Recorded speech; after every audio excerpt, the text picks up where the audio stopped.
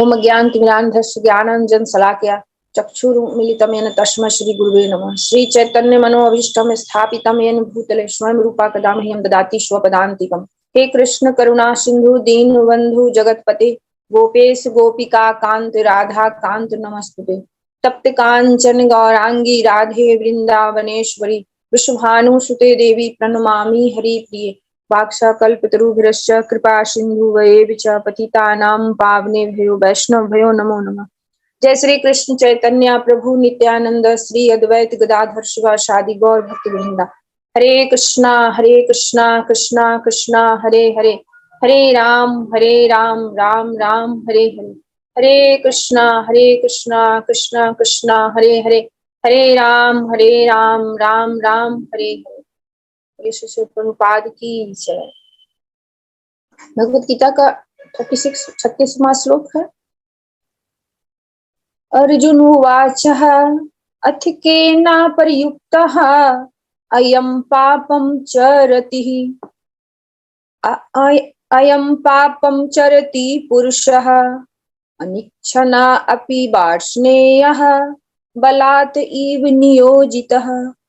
अर्जुन कह रहे हैं कि हे वृषणवंशी, मनुष्य ना चाहते हुए भी पाप कर्मों के लिए प्रेरित क्यों होता है? ऐसा लगता है कि उसे बलपूर्वक उनमें लगाया जा रहा हो।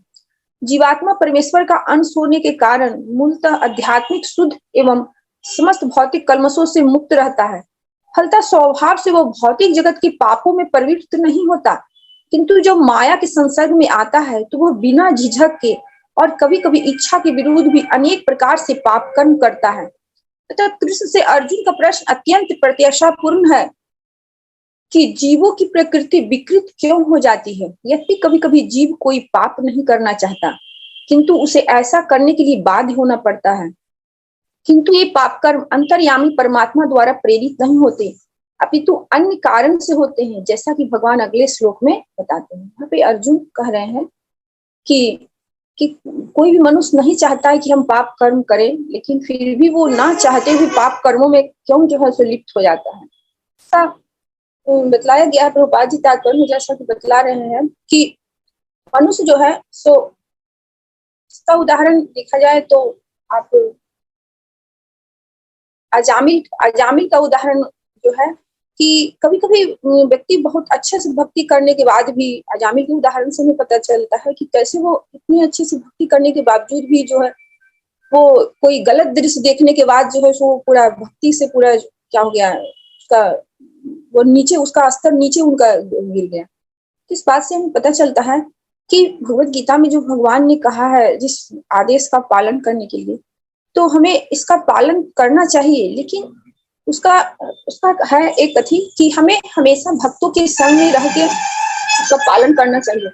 क्योंकि मन इतना चंचल है कि मन हमेशा क्या चाहता है, एक मनोरंजन चाहता है कि हम कुछ अच्छा चीज देखें, कुछ अच्छा खाएं, कुछ कहीं ऐसा जाए कि हमें कुछ अच्छा मजा आए, मस्ती आए, या फिर कुछ ऐसा जगह, मतलब हर चीज वो सोचता है कि मेरा मन जो है हमेशा मनोरंजन चाहता है। तो इसलिए कहा गया है कि हमें हमेशा जो है सो हमारा मन हमेशा इस तरह माया की गिरफ्त ना आए, इसलिए हमें हमेशा क्या करना चाहिए, हमेशा हमें भक्तों के संग में रहना चाहिए। कह रहे हैं कि जैसे कोई यहाँ है कि कैसे कोई जो है सो इस तरह पाप कर्म में जो है सो आ जाता है। तो कह रहे हैं कि जैसे कोई माँ जो है नहीं चाहती है कि उसका बच्चा जो है सो उसको मतलब कोई भी तकलीफ हो या उसको कष्ट हो, लेकिन बच्चा क्या होता है कि वो जबरदस्ती वो चाहता है कि अगर उसको सर्दी है या बुखार है, जबरदस्ती कहता है कि हम आइसक्रीम ही खाएंगे, हमको आइसक्रीम लेना है तो लेना है, बस खाएंगे तो खाएंगे। तो क्या कभी माँ जो है अपने बच्चे के बारे में कभी भी गलत सोच सकती है? नहीं। तो लेकिन फिर भी बच्चा जो है सो जब जबरदस्ती करता है तो माँ क्या करती है, उसको स्वतंत्रता देती है कि ठीक है, अगर तुमको अगर जो ऐसा करना ही है तो तुम क्या करो, तुम ले लो, तुम खा लो। तो उसी तरह भगवान है कि भगवान हमेशा हमारा प्रोटेक्शन करते हैं, हमेशा हमारा क्या करते हैं, सुरक्षा प्रदान करते हैं। लेकिन हम जो है यहाँ जो है भौतिक दुनिया में आने के बाद जो है सो हमारा मन जो है सो हमेशा जो है सो भौतिक चीज को की ओर भी ज्यादा जो है सो आकर्षित होता है। इसके कारण जो है कि हम ना चाहते हुए अनजाने में मेरा मन जो है सो क्या होता है कि माया में इस तरह जो है सो गिरफ्त होने लगता है। कह रहे हैं कि मनुष्य पापम चरति, कह रहे हैं कि देखा जाए तो एक जानवर भी है तो वो हमेशा क्या करती है, घास ही चरती है। लेकिन मनुष्य जो है सो हमेशा पापम चरति, कि हम लोग हमेशा जो है सो पाप कर रहे हैं। जैसे कभी है कि कुछ खा लिए, कुछ बोल दिए, कुछ कह दिए, कहीं चले गए, इस तरह जो है। या तो जैसे कि हम लोग को हमेशा है कहा गया है कि जैसे कोई एक पानी का बूंद शुद्ध होता है, लेकिन जब वो धरती पे अगर जो मिट्टी पे गिरता है तो क्या बन जाता है, वो कीचड़ बन जाता है। इसी तरह जीवात्मा जो है भगवान के अंश है, वो शुद्ध है, लेकिन वो इस तरह माया के संपर्क में आने से क्या होता है, वो वही कीचड़ सो बन जाता है। चाणक्य चाणक्य उस प्रति जो शास्त्र के अनुसार वर्जित है कर्म है, उसके लिए अगर जो हम हठ करते हैं, अगर जो हम जिद पकड़ते हैं कि हम यही करेंगे, प्राप्त करने की इच्छा जताते हैं कि हमको यही करना है, इसको काम करते हैं कि हमें बस ये चीज चाहिए, हमें हम यही लेंगे, हम यही करेंगे। तो आजकल देखा जाए कि जैसे इस दुनिया में कि हाँ हम यही यही शादी करेंगे, हम इसी लड़की से करेंगे, हम इसी लड़के से शादी करेंगे। माँ कितना भी समझाते हैं लेकिन कुछ भी समझने को तैयार नहीं होता है। क्यों? क्योंकि वहां जो है, वहां तो जिद है कि बस हमको अपनी इच्छा के अनुसार हमें अपना कर्म करना है। यहाँ पे है कि मन जो है सो हट्ठी जिद्दी होना काम के प्रति है, कि मन क्या हो जाता है, हट्ठी जिद्दी हो जाता है। बस हमको ये करना है तो करना है, हमें बाइक लेना है तो लेना है, हमें एकदम घूमने जाना है तो जाना है, हमको एकदम बाजार का खाना खाना है तो खाना है। तो क्या होता है कि एकदम जिद पकड़ लिया जाता है कि बस हमको यही करना है। यही इसी को कहते हैं काम कहते हैं। कि जब शास्त्र से के अनुसार जो वर्जित चीज है, उसी चीज को हम करने की इच्छा को जो जताते हैं कि हमें क्या करना है, चाहे उसका कोई भी अंजाम हो, कुछ सोचते नहीं है, इसको काम कहते हैं। कह रहे हैं कि मन हठी और जिद्दी हमेशा जो है सो रहता है। जैसे उदाहरण दिया गया है बाल हट। बाल हट है कि बच्चा को लाख मना करे कभी कभी तो क्या होता है, वो जिद पकड़ लेता है कि बस हमको ये चीज करना है तो करना है। तो क्या होता है कि इसीलिए कहा गया है कि बच्चों को जो है हमेशा बचपन से ही वो आध्यात्मिक स्तर पर भगवान से जोड़ने का, भगवान का सेवा करने की प्रवृत्ति उसमें देना चाहिए। बचपन से इस चीज को देना चाहिए। आजकल देखा जाए कि कोई भी बच्चों को जो है सो कोई भी आध्यात्मिक शिक्षा देना नहीं चाहते हैं। सब देना चाहते हैं कि बस भौतिक शिक्षा, ऐसा शिक्षा हो जिससे अच्छे से अच्छा हम पैसा को कमा सकें। तो एक महाराज का एक लेक्चर सुन रहे थे, उसमें बता रहे थे कि कोई भी मनुष्य, कोई भी व्यक्ति अभी यह नहीं कहता है कि हाँ, हर व्यक्ति एकदम पूरे शान से बोलता है कि मेरा बेटा डॉक्टर है, मेरा बेटा इंजीनियर है, मेरा बेटा यह है, मेरा बेटा वह है। तो वहां महाराज बता रहे थे तो कोई ये नहीं कहता है कि मेरा बेटा भक्त है, मेरा बेटा 16 माला करता है, मेरा बेटा भगवत गीता पढ़ता है। अरे आप जानते नहीं है, आपका बेटा इतना डॉक्टर इंजीनियर यह वह बन रहा है, आपको छोड़ के जाने की तैयारी कर रहा है, क्योंकि उसको कोई भी आध्यात्मिक शिक्षा उसको मिला नहीं है। उसे बस भौतिक शिक्षा की ओर तो इस तरह हम क्या कर रहे हैं, उसको उन्मुख कर रहे हैं। तो क्या है कि जब बचपन से ऐसा शिक्षा अगर जो नहीं मिलता है बच्चों को, तो क्या होता है कि बच्चा जैसे जैसे धीरे धीरे बड़ा होता है तो उसके लिए पैसा ही सब कुछ होता है, और पैसे के लिए वो सब कुछ करता है, पूरा पढ़ाई करता है, जो भी चीज करता है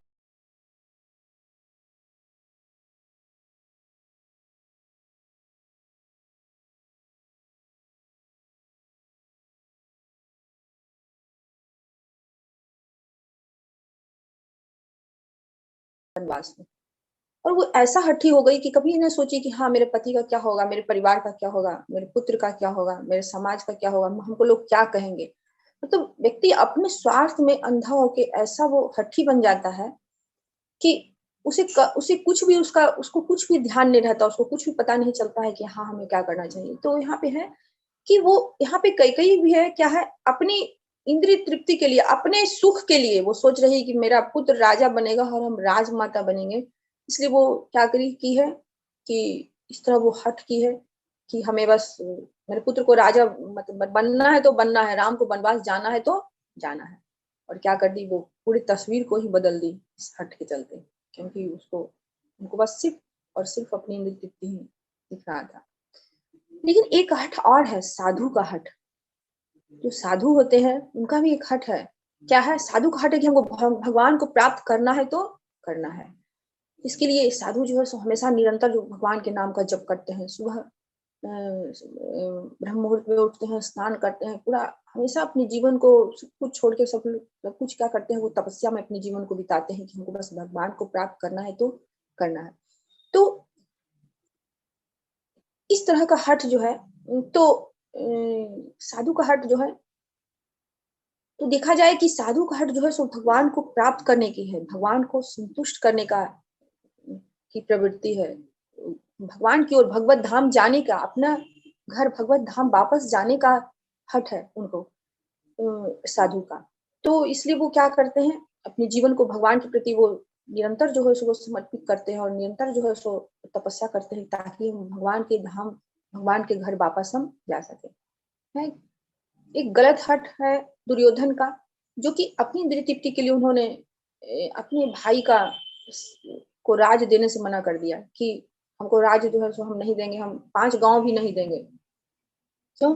क्योंकि दुर्योधन को जो है अपनी इंद्रिय तृप्ति ही दिख रही थी कि बस हमें राजा बनना है तो हमें बनना है। रावण का भी कि बस हमें राजा बनना है, इसके लिए उन्होंने कुछ भी किया। और उन्होंने क्या किया कि अपने भाई विभीषण, परम भगवान के परम भक्त को भी उन्होंने, जब उन्होंने अच्छे सलाह जब दिए तो उनको भी क्या कर दिए, वो लात मार के बाहर निकाल दिए। जब मनुष्य अपनी इंद्रिय तृप्ति के लिए जब हठी होता है, हमारे हमारे उदाहरण है शास्त्र में कि दुर्योधन ने या रावण ने और फिर धृतराष्ट्र कि वो तो आंख से अंधे थे ही, लेकिन वो साथ साथ क्या थे कि वो पूरी बुद्धि से, पूरे सब कुछ से वो अंधे थे। उन्हें अपने राज्य के, अपने पुत्र के सिवा कुछ दिख ही नहीं रहा था। उनको इतनी आसक्ति थी अपने पुत्र में, अपने धन में, अपनी संपत्ति में। क्यों? क्योंकि उनको क्या थी, अपनी इंद्रिय तृप्ति की सिर्फ इच्छा थी कि मुझे अपनी इंद्रिय तृप्ति करना है, कि बस मेरा है, हम ही राजा बने, है ना। जो क्या था उनका कि सत्ता के प्रति, अपनी इंद्रिय तृप्ति के प्रति वो आसक्त थे। काम का एक और उदाहरण है कि अपनी इंद्रिय तृप्ति के लिए इसमें चाहे जो भी हो, वो उस चीज को करने के लिए वो तैयार होता है कि हमको हमको कुछ भी हो, बस हमको राज चाहिए, दूसरे पर हमको प्रभुत्व जताना है, मतलब शासन।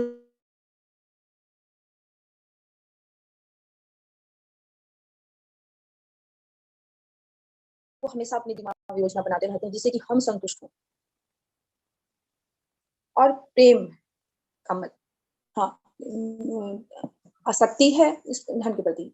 और अगर जो नहीं मिलता है तो क्या होता है, वो कि क्रोध में वो परिणत हो जाता है कि कुछ भी करने के लिए, जैसे देखा जाए कि कई ने किया कि वो कुछ भी हो अपनी जीत के लिए किया, दुर्योधन ने, रावण ने किया।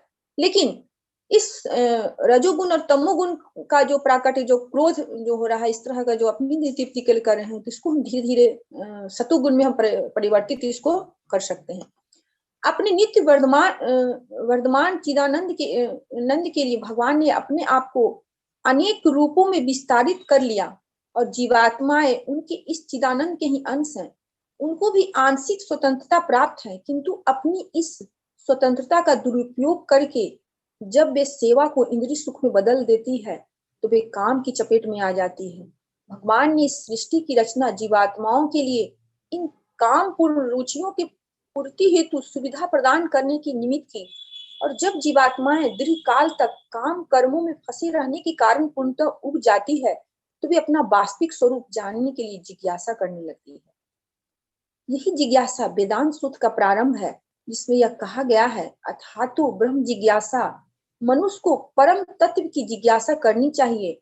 और इस परम तत्व की परिभाषा श्रीमद् भागवत में इस प्रकार दी गई है, जन्माघस्य यतो अन्वयादि तरश्च, सारी वस्तुओं का उद्गम पर ब्रह्म है, अतः काम का उद्गम भी पर ब्रह्म से हुआ। अतः यदि काम को भगवत प्रेम में या कृष्ण भावना में परिणत कर दिया जाए, ये दूसरे शब्दों में कृष्ण के लिए ही सारी इच्छाएं हो, तो काम तथा क्रोध दोनों ही आध्यात्मिक बन सकेंगे। भगवान राम के अनन्य सेवक हनुमान ने रावण की स्वर्ण कुली को जलाकर अपना क्रोध प्रकट किया, किंतु ऐसा करने से वे भगवान के सबसे बड़े भक्त बन गए। यहाँ पर भी श्री कृष्ण अर्जुन को प्रेरित करते हैं कि शत्रुओं पर अपना क्रोध भगवान को प्रसन्न करने के लिए दिखाए। अतः काम तथा क्रोध कृष्ण भावनामृत में प्रयुक्त होने पर हमारे शत्रु न रहकर मित्र बन जाते हैं। अब है कि अगर जो हमारी इस काम की इच्छा हो रजोगुण में, और अगर जिससे क्रोध हो रहा हो, इसको हम बदल सकते हैं आध्यात्मिक स्तर पर भगवान से जोड़ के इसको कैसे हम इसको मैंने बदल सकते हैं। प्रभुपाद जी ने कहा है कि